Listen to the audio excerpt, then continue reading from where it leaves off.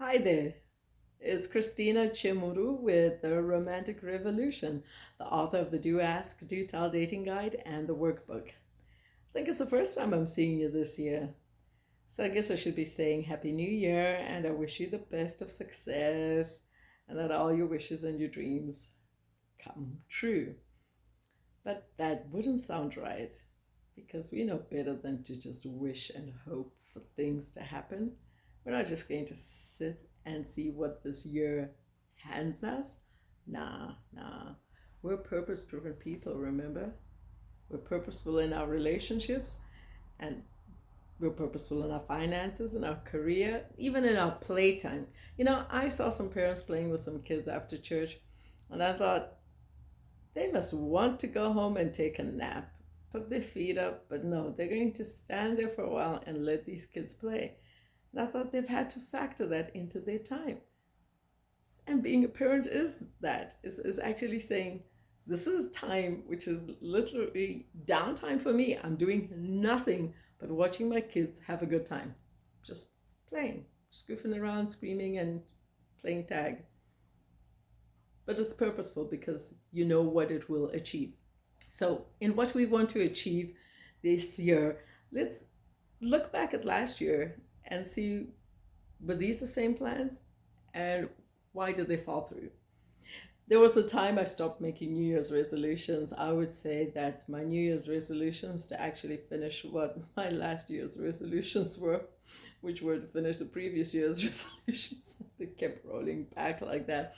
Because what happens, you start the year with a lot of momentum and excitement for the new year and you burn out. You burn out or you bite off way too much, something way bigger than you can chew. You decide you're going to learn so many things at the same time. That is a lot of adjustment, not only physically, mentally, but your whole routine has to change. For a lot of components have to change in your routine to accommodate even just one new skill set that you want to learn. So maybe it's best to stagger. I'm going to learn this at this point, see how my progress is before I start to pick up the other thing I want to learn and see how that goes. Because we want to do this purposefully, we want to plan it, and we want to see what principles need to be adopted and how long it's going to take. And will you need a coach? Will you need a partner, another person who's going through the same experience with you to be an accountability partner and somebody to encourage you? Those are great. Those are great to have. So have a look at each thing. Prioritize. What is it that I want to be purposeful about achieving this year? And say, look, I'm going to invest in that. I'm going to make sure I get to this level with this thing. And then the next thing I'd like to achieve, if I still have anything left of the year after having got to this stage of what I deem a success in my first project, then I want to pick up this. And then you can pick up something and say, okay, this ball is rolling, it's going steady. Now I can pick up the other thing.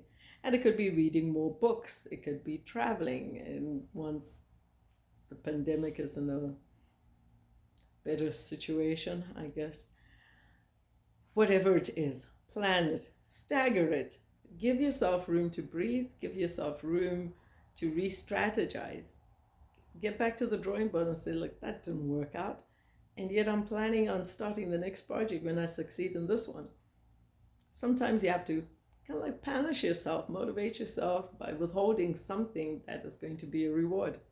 I've always wanted to make jewelry. Oh, do I have something here? I have a few little things dangling around here.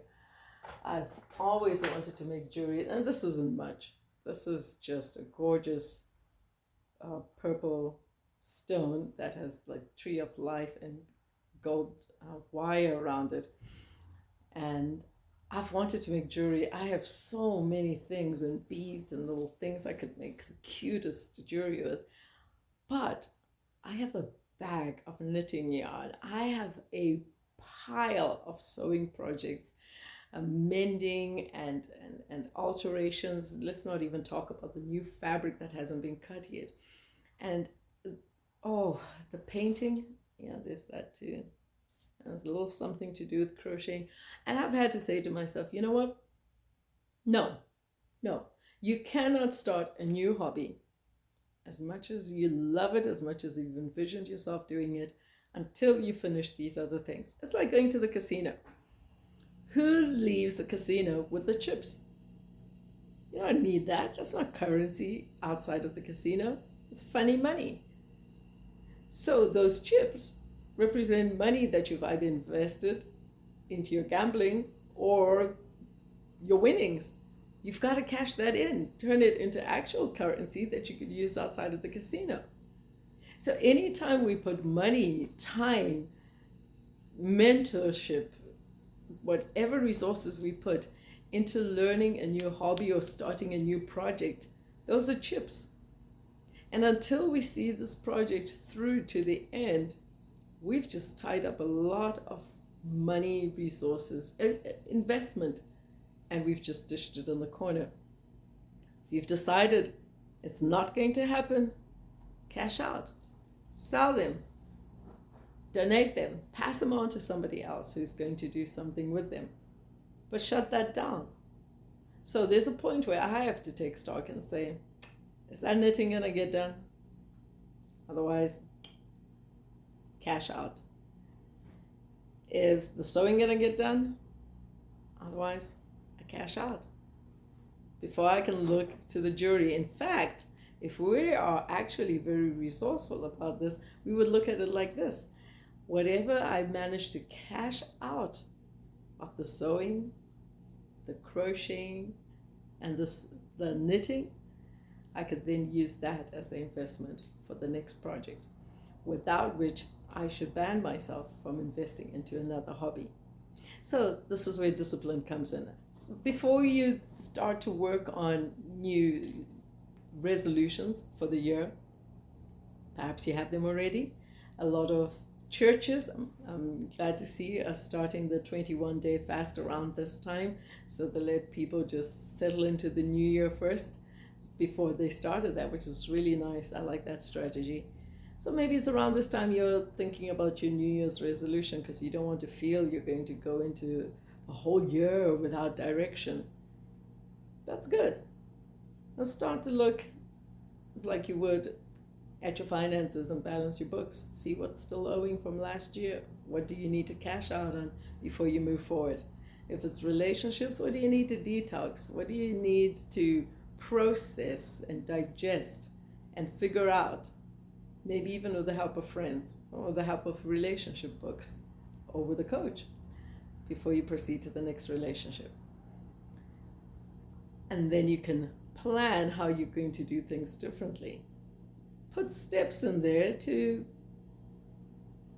measure your progress and make it measurable. See, are you able to get feedback in a way that can tell you that you're doing things differently, you're doing things better. So make it measurable. The milestones you put, make them measurable. Your goals have to be measurable. Otherwise, how do you know you've reached it? If you say, I just want to feel happy, that's not really a goal. How do you measure that? If you say, I'll measure it by waking up 4 days in a row with a smile on my face. I guess that is measurable in a way, but that's what I mean. So give yourself goals, make them measurable.